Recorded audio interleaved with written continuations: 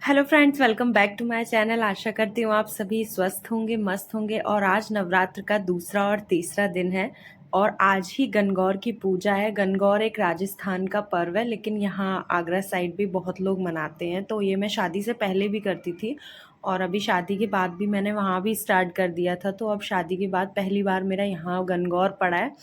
तो यहाँ पे मैं फास्ट रखा हुआ है, आधे दिन का फास्ट होता है ये। और यहाँ पर ये गौर और गौर बनाए जाते हैं, मतलब शिव जी और पार्वती जी और गणेश जी बनाए जाते हैं। और इनका पूरा श्रृंगार किया जाता है, मेहंदी, काजल और महावर, इन सब चीज़ों से इनका श्रृंगार किया जाता है। और सुहागने महिलाएं 16-16 बिंदी लगाती हैं और जो अनमैरिड लड़कियां गणगौर का फास्ट रखती हैं वो 8-8 बिंदियां लगाती हैं, रोली, चावल, मेहंदी, आलता और सब चीज़ की। तो आगे आपको जैसे जैसे हम लोग पूजा करेंगे वैसे वैसे आपको पता चलेगा। ये ग्रीन साड़ी में मेरी मौसी हैं, ये नानी है और वो दोनों मामियाँ हैं। बड़ी मामी से तो आप सब लोग देख ही चुके हैं नवरात्र के व्लॉग में। और जो ऑरेंज कलर का चुनरी ओढ़े हैं वो मेरी छोटी मामी है। तो आज दोनों ही लोग हैं, उनकी भी छुट्टी थी। छुट्टी क्या थी, वो आ गई थी पूजा के टाइम तक। तो ये देखिए, अब ये मौसी लगा रही है ना मेहंदी, हल्दी, रोली, महावर और काजल, इन सब की 16-16 बिंदियाँ लगाई जाती हैं। और गणेश जी की कथा बोलते हैं और जो गणगौर की मेन कथा होती है वो भी बोली जाती है। तो ये सब हम लोगों ने कथा सुन के और पूजा कर ली है। और पूजा करने के बाद यहाँ सभी लोगों ने पूजा करी। मेरी मासी की बेटी अभी अनमैरिड है, उसने भी उपासना, उसने भी पूजा करी, लेकिन उसने 8-8 बिंदियों से पूजा करी। और हम सब मैरिड हैं तो हम लोगों ने 16-16 बिंदियाँ लगाकर पूजा करी। यहाँ तो छोटे लेवल पे बनाया जाता है गणगौर, लेकिन राजस्थान साइड ये कम से कम 4-5 दिन का फेस्टिवल होता है। गौरा और ईसर जी को लेकर घर पे आया जाता है ढोल नगाड़ों के साथ।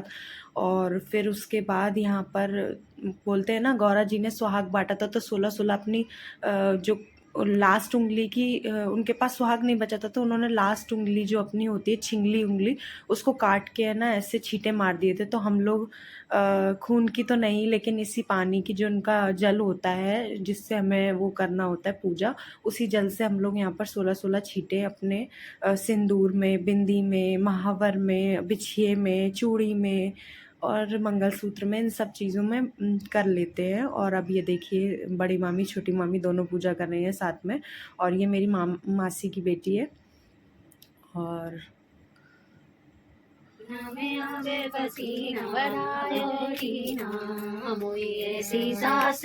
जोरते कहा, जोरते मोए बधायो जीना, जीना जीना बजावे पसीना, जिठानी नहीं चाहिए मोए को साजो करावे बधायो जीना, जीना जीना बजावे पसीना। तो ये थे बधाई गीत। और ये बधाई गीत गाने के बाद सभी लोग अर्घ देने चले गए सूर्य देवता को। और ये व्रत आधे दिन का ही होता है। अर्घ दे के सभी लोग भोजन ग्रहण कर लेते हैं।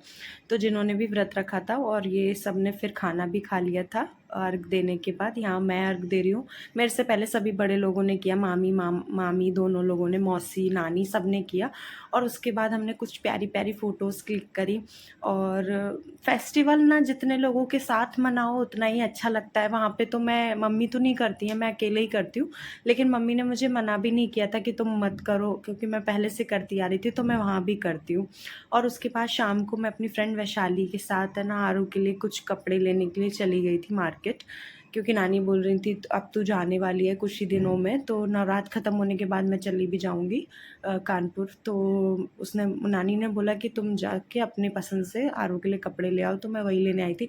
और इसकी शैतानियाँ तो कहीं भी ख़त्म नहीं होती हैं, जैसी तुलसी है वैसी ये है।